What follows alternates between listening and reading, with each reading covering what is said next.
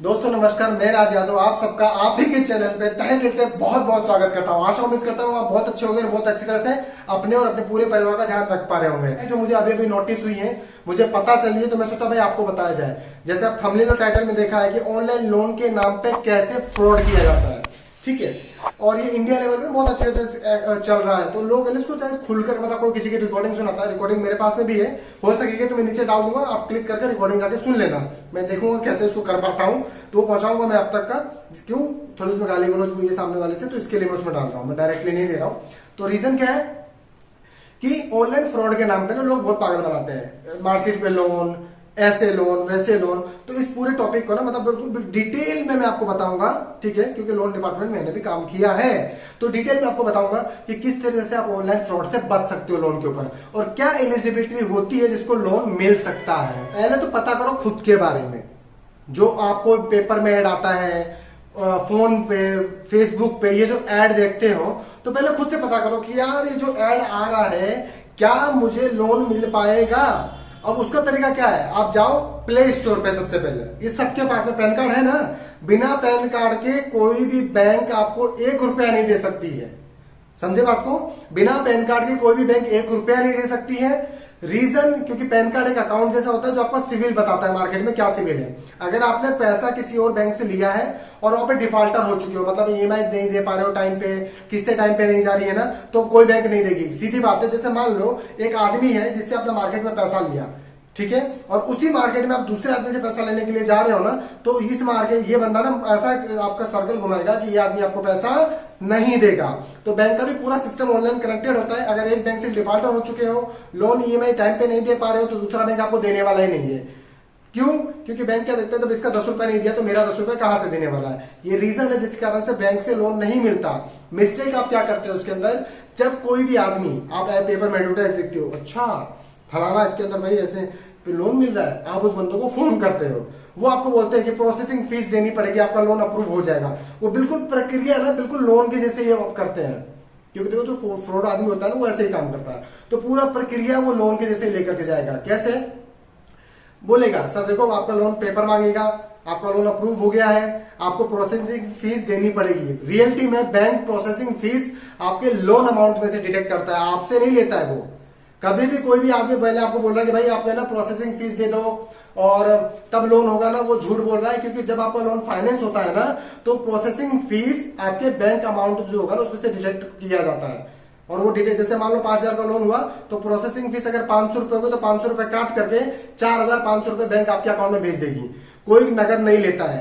पहली चीज ध्यान आपको ये रखनी है। दूसरी चीज, कभी भी किसी के अकाउंट फोन पे, गूगल पे पेमेंट नहीं भेजना है। अगर वो बोलता है कि मैं फलाने बैंक से बोल रहा हूं, वैसे तो भेजना ही नहीं है, पर एक मैं विश्वास के लिए बता रहा हूं। अगर वो बोलता है कि मैं ना फलाने बैंक से बोल रहा हूं, तो उस बैंक का कस्टमर केयर नंबर लो और वहां से वेरीफाई कर लो जाकर के आदमी को, राइट। ये चीज करो उसकी चीज।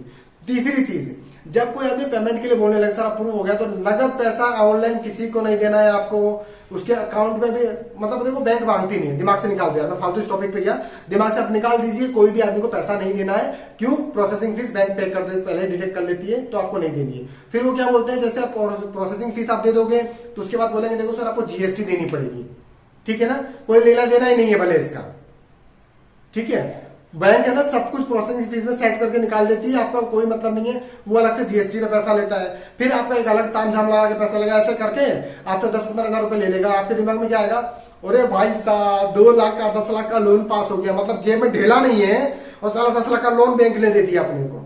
खुद का बुद्धि तो लगता ही नहीं बिल्कुल भी। ये ना सोच के देखो। आप जाओ, पैसा बाजार ऐप मिलता है, वो डाउनलोड करो। डाउनलोड करके, मैं इसलिए लिंक नहीं दे रहा हूं, कल को बोलोगे भाई साहब आपने लिंक दिया था तो आपको भी कुछ मिलेगा। भाई साहब कोई नहीं है, ठीक है ना। तो पैसा बाजार ऐप मिलता है, आप प्ले स्टोर पे जाओ, डाउनलोड करो, वहां पे अपना सिविल चेक करो, पैन कार्ड डाल करके सिविल ठीक मिलता है ना।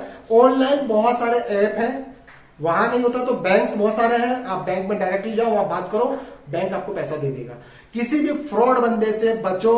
आप ये सोचते हो कि सामने वाले ने 10 लाख देने के लिए बोल दिया, 5 लाख देने के लिए बोल दिया, चलो इससे कर्जा कर लेता हूं, मुझसे कर्जा कर लेता हूं, मार्कशीट पे लोन नहीं मिल जाएगा। कभी भी मार्कशीट पे भी लोन मिलता है ना, वो पैसा आपको नहीं मिलेगा कभी भी।